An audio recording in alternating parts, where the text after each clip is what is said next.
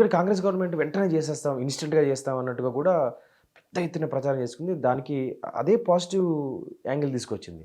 ఇప్పుడు ఒకవేళ మీరన్నట్టుగా 2 నెలల ముందొచ్చిన ఓట్ ఆన్ అకౌంట్ బడ్జెట్ ప్రవేశపెట్టినా ఈ స్కీమ్‌లన్నీ అమలు చేయడానికి సో అంటే అవకాశాలు తక్కువని చెప్పాలి. అప్పుడు లోక్‌సభ ఎన్నికలకి ఎఫెక్ట్ అయ్యే అవకాశం ఉంటుందా? అంటే దీని మీద లోక్సభ ఎన్నికలకి ఎఫెక్ట్ పడుతుందని నేను అనుకోను. ఎందుకంటే ప్రభుత్వం కుదుర్చుకోవడానికి ఎవరైనా సామాన్య జనంలో కూడా అరే మొన్ననే కదా వచ్చింది, వెంటనే ఎన్నికలు వచ్చాయి అని ఒక అవకాశం ఇస్తారు.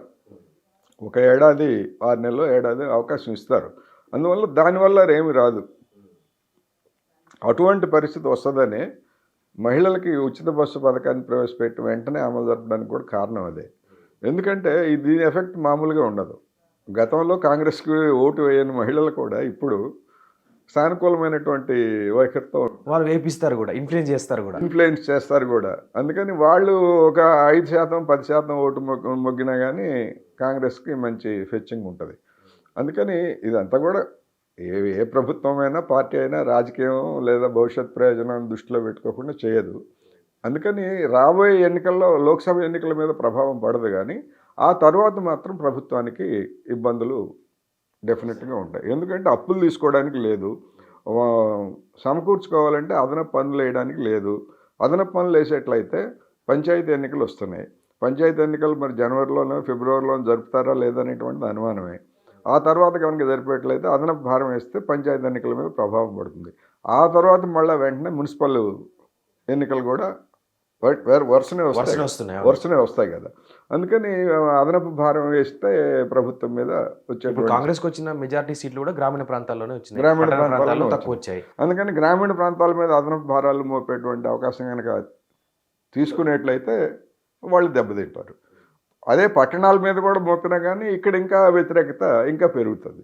అందుకనే కత్తి మీద సాము, ముళ్ళ కిరీటం ఇట్లాంటి పదాలన్నీ కూడా అంటే ఇప్పుడు మీరు చెప్తున్న దాని ప్రకారం అయితే రేవంత్ రెడ్డికి కత్తి మీద సాము, ముళ్ళ కిరీటమే. డెఫినెట్గా ఈవెన్ కేసీఆరే మళ్ళీ వచ్చినా కానీ వైఫల్యాలు ఇంకా ఎక్కువ వేగంగా ఉంటాయి.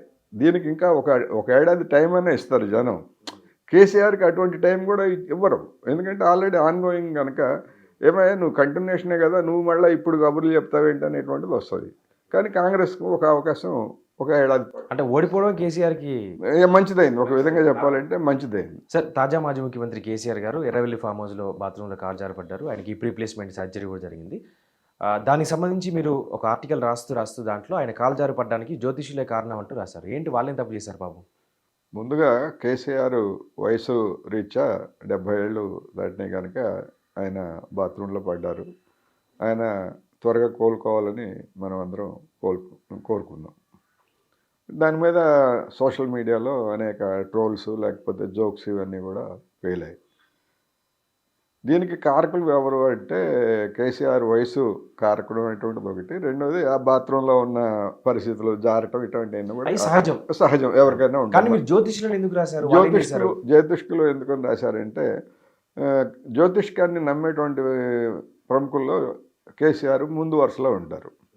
ఆయన మూడోసారి ముఖ్యమంత్రి అవుతారు అని సీట్ల సంఖ్యతో సహా జ్యోతిష్కులు ఆయన్ని తప్పుదారి పట్టించారు జోస్యాలన్నీ చెప్పి. ఒకటి. రెండోది, మనం ఎవరైనా జ్యోతిష్యుల దగ్గరికి కనుక వెళ్ళేట్లయితే మీకు జలగండం ఉంది, రాబోయే 6 నెలల్లో మీకు ఆ గండం ఉంది, ఈ గండం ఉంది, అందుకని మీరు చెప్తుంటారు వాహన గండం ఉందని చెప్తుంటారు. మరి కేసీఆర్కి చెప్పినటువంటి వాళ్ళు బాత్రూమ్ గండం ఉందని ఆ ఉద్దేశంలో మీరు రాశారా? అంతే కదా, మరి బాత్రూమ్ గండం, మీకు బాత్రూమ్ గండం ఉంది, జలగండం ఉంది లేకపోతే అని మరి ఏ జ్యోతిష్కుడు చెప్పలేదు. ఒకవేళ చెప్పుంటే కేసీఆర్ బాత్రూమ్లో అవాయిడ్ చేస్తుండేవారు అనేటువంటి ఒక సరదాగా రాసినటువంటిది ఒకటి. ఇక్కడ శకునం చెప్పే బల్లి కుడితిలో పడి కొట్టుకు చచ్చినట్టుగా ఈ జ్యోతిష్కులు అనేటువంటి వాళ్ళు రాజకీయ పార్టీల నాయకులు అందరినీ కూడా ఒక విధంగా చెప్పాలంటే తప్పుదారి పట్టించారు. కాంగ్రెస్కి చెప్పినటువంటి వాళ్ళేమో చాలా దాదాపు నామమాత్రం, ఒకళ్ళు ఇద్దరో తప్ప ఎక్కువ మంది మొత్తం అంతా కూడా బీజేపీకి చెప్పిన వాళ్ళు బీజేపీకి చెప్పారు, కాంగ్రెస్కి బీఆర్ఎస్కి చెప్పిన వాళ్ళు చెప్పారు. మరి వాళ్ళందరికీ నిజంగా చిత్తశుద్ధి ఉంటే లేదా వాళ్ళ జ్యోతిష్యం మీదనే వాళ్ళకే నమ్మకం ఉంటే ఎందుకు తప్పైంది అనేటువంటిది జనానికి బహిరంగంగా క్షమాపణ చెప్పాలి, లేకపోతే వివరణ ఇవ్వాలి. ఇప్పుడు వాళ్ళని ఆ విధమైనటువంటి తప్పుదారి పట్టించడానికి ఏ గ్రహాలు పనిచేశాయి? రాహుల్ పనిచేశారా, కేతువులు పనిచేసిందా, లేకపోతే ఏ గ్రహాలు అటువంటి తప్పుడు జ్యోతిష్యాలకే నిప్పురు కలిపిందనేటువంటి ఇవన్నీ కూడా జ్యోతిష్యం అనేటువంటి దానికి ఒక శాస్త్రీయమైనటువంటిది లేదు. జనంలో ఉన్నటువంటి మూఢనమ్మకాలని ఆసరా చేసుకొని సొమ్ము చేసుకునేటువంటి వ్యవహారం తప్ప మరొకటి కాదు అనేటువంటిది మనం చెప్పుకోవచ్చు. చూసాం మనం మ్యాచ్ ఆస్ట్రేలియాను భారత్ మ్యాచ్, అహ్మదాబాద్లో మ్యాచ్ గురించి కూడా జ్యోతిష్కులు భారత్ గెలవబోతుందని చెప్పేసి చెప్పారు. ఏమైంది? అందువల్ల ఇవన్నీ కూడా ఏంటంటే మన బలహీనతలను సొమ్ము చేసుకునేటువంటి వ్యవహారాలు తప్ప ఇటువంటి వాటికి జనం దూరంగా ఉండాలి. రాజకీయ నాయకులే కాదు, సామాన్య జనం కూడా. ఎందుకంటే ఆర్థికంగా నష్టపోయేది రాజకీయ నాయకుల కంటే సామాన్య జనమే ఎక్కువ ఇటువంటి వాళ్ళ చేతుల్లో అనేది గమనంలో ఉంచుకోవాలి. సరే, ఏపీ రాజకీయాలకు వెళ్దాం. ఏపీ రాజకీయాల్లో నిన్నటి నుంచి హాట్ టాపిక్ ఏంటంటే వీర విధేయుడు మనకి లోకేష్ మీద గెలిచిన రామకృష్ణారెడ్డి, ఆర్కే అంటారు ఆయన్ని, సోషల్ మీడియా స్టార్ కూడా ఆయన సడన్గా రాజీనామా చేయడం ఏంటనేది పెద్ద ఎత్తున ఇది చర్చ నడుస్తుంది. అసలు మీ పాయింట్ ఆఫ్ వ్యూ ఏంటి అండి? ఎందుకు రాజీనామా చేశారు? మరోవైపు జగన్ కూడా చాలామందికి టికెట్లు ఇవ్వడానికి మొహం మీదనే చెప్పేస్తున్నాడు. అన్నం ఇంకా తప్పుకోండి, గౌరవంగా తప్పుకోండి అనే పదాలు వాడుతున్నారంటూ కూడా ప్రచారం జరుగుతుంది. అసలు ఎందుకని? అంటే రామకృష్ణారెడ్డి విషయంలో ఆయన 2014లో అదే పార్టీలో గెలిచారు. తర్వాత 19లో కూడా అదే పార్టీలో గెలిచారు. గెలిచిన తర్వాత వైసీపీకి ఇప్పుడు వచ్చినటువంటి అంటే 2019 ఎన్నికల్లో గెలిచిన తర్వాత మళ్ళీ రేపు 2024లో ఒక పెద్ద సవాలు ఎదురవుతూ ఉంది. జనసేన, తెలుగుదేశం పార్టీల కూటమి నుంచి పెద్ద సవాలు ఎదురవుతూ ఉంది. ఈ నేపథ్యంలో మళ్ళా సామాజిక సమీకరణలు అనేటువంటివి ఒక ప్రధానమైనటువంటి అంశంగా ముందుకు రాబోతున్నాయి. ఈ కారణంగాను రెండోది అనేక మంది ఎమ్మెల్యేలు, ఒక 10 మంది మంత్రుల వరకు, దాదాపు 30 మంది ఎమ్మెల్యేల వరకు వాళ్ళ పనితీరు బాగోలేదు. అందుకని వాళ్ళకి రాబోయే ఎన్నికల్లో సీట్లు ఇవ్వరు అనేటువంటి విషయం ఎప్పుడో దాదాపు 6 నెలలు 7 నెలల క్రితమే వెల్లడైనటువంటి సమాచారం. మరి అటువంటి వాళ్ళల్లో ఈయన ఉన్నాడు అనేటువంటిది ఇప్పుడు మనకి మరింత స్పష్టంగా కనిపిస్తూ ఉంది. ఎందుకంటే అక్కడ మంగళగిరి ప్రాంతంలో ఉన్నటువంటి సామాజిక సమీకరణలు, రాజధాని ప్రాంతంలో మిగతా నియోజకవర్గాలు ఇవన్నీ చూసుకున్నప్పుడు కొత్త వాళ్ళని రంగంలోకి తీసుకురావడానికి జగన్మోహన్ రెడ్డి గారు నిర్ణయించారు. దానికి అనుగుణంగానే పార్టీలో మార్పులు అవన్నీ చేస్తున్నారు. ఈయన్ని పక్కన పెట్టారనేటువంటిది నా అభిప్రాయం ఏంటంటే, అది పక్కన పెట్టారా లేకపోతే ఈయన పక్కదారులు చూసుకుంటున్నారా అనేటువంటిది కూడా చూడాలి మనం. ఇప్పుడు కొంతమంది ఎమ్మెల్యేలు, మనం పేర్లు చెప్పుకోకర్లేదు కానీ కొంతమంది ఎమ్మెల్యేలు, అదేవిధంగా ఎంపీలు, ముఖ్యంగా నెల్లూరు, ప్రకాశం జిల్లాలకు చెందినటువంటి వాళ్ళు తెలుగుదేశం బస్సు సీట్లలో కర్చీఫ్లు వేసి ఉన్నారనేటువంటిది గట్టిగా చెప్తున్నారు. ఇటువంటి ఎందుకంటే రాబోయే ఎన్నికల్లో జగన్మోహన్ రెడ్డి గారికి నవరత్నాలు మన విజయాన్ని చేకూరుస్తాయని చెప్పినప్పటికీ అంత ప్రజల్లోకి వెళ్ళిన పరిస్థితి కనిపించిందా? అంత ప్రజల్లోకి వెళ్ళిన పరిస్థితి కనిపించిందా? అంత ప్రజల్లోకి కొంత ఉంది, కానీ ప్రతికూలమైనటువంటి అంశాలు కూడా దాన్ని మించి ఉన్నాయి. కారణంగా రేపు ఎన్నికల్లో గడ్డు పరిస్థితిని ఎదుర్కొంటారనేటువంటి అభిప్రాయం వెల్లడైన కారణంగానే ఎమ్మెల్యేలు లేదా ఎంపీలు కొంతమంది ముందుగానే ఇతర పార్టీల్లోకి సర్దుబాట్లు చేసుకుంటున్నారనేటువంటిది ఉన్న టాక్.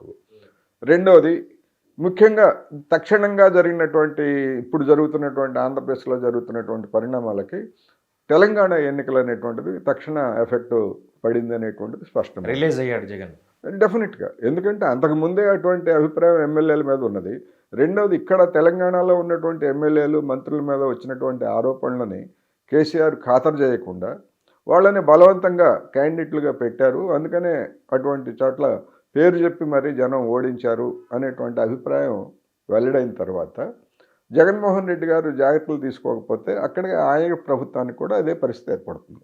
అందుకనే వేగంగా కదిలి ఇక్కడ ఒక దగ్గర లైట్ వేస్తే, ఒక దగ్గర స్విచ్ వేస్తే ఇంకో దగ్గర లైట్ వెలుగుతుంది అన్నట్టుగా తెలంగాణలో జరిగినటువంటి ఎన్నికలు ఇమ్మీడియట్గా ఆంధ్రప్రదేశ్ రాజకీయాల మీద పడ్డాయి అనటానికి ఈ ఆర్కే ఉదంతం, అదేవిధంగా అనేక నియోజకవర్గాల్లో వైసీపీ ఇన్ఛార్జీలను మార్చడం, ఇటువంటివన్నీ కూడా మంత్రులు ఇన్ఛార్జీలను ఆదిమూలపు సురేష్, ఆర్కే రోజు నియోజకవర్గాల్లో మార్చారు. అందుకని ఇవన్నీ కూడా దాని యొక్క ప్రతిస్పందనలు. అందుకని జగన్మోహన్ రెడ్డి గారు జాగ్రత్త పడుతున్నారు అనేటువంటిది ఒకటి. ఎంత జాగ్రత్త పడినా కానీ చివరి నిమిషంలో కేసీఆర్ జాగ్రత్త పడినా కానీ చేయి దాటిపోయింది. చేతులు కాలిన తర్వాత ఆకులు పట్టుకోవడం ఉపయోగం లేదనేటువంటిది. అదే పరిస్థితి బహుశా జగన్మోహన్ రెడ్డి గారికి కూడా వస్తున్నదా అనేటువంటిది అక్కడ జరిగిన పరిణామాలు స్పష్టం చేస్తున్నాయి. అయితే ఈ పరిణామాల్లో ఇప్పుడు ఆర్కే కానీ లేకపోతే ఇంకా అనేక మందికి ఉన్నటువంటి మార్గాలు ఏమిటి అంటే, ప్రత్యామ్నాయంగా జనసేన తెలుగుదేశం కూటమిలో అటు జనసేనలో అన్నా చేరాలి, లేదా తెలుగుదేశంలో అన్నా చేరాలి. రెండే మార్గాలు. రెండే కాంగ్రెస్ మార్గాలు. అక్కడ ఎందుకంటే కాంగ్రెస్ అక్కడ ప్రత్యామ్నాయంగా లేదు, బీజేపీ వైపు వెళ్ళేటువంటి పరిస్థితి కూడా లేదు. అందువలన ఎట్లా ఉంటుంది ఏమిటి, ఏ లెక్కలను ఎట్లా తేల్చుకుంటారు అనేటువంటిది మనం చూడాల్సి ఉంది. మొత్తం మీద ఏంటంటే ఇక్కడి పరిణామాలను చూసినప్పుడు ఆంధ్రప్రదేశ్లో వేడి పుట్టింది. ఇక్కడేమో రాజకీయ వేడి చల్లారింది ఒక విధంగా, అక్కడ కొత్తగా వేడి పుట్టింది.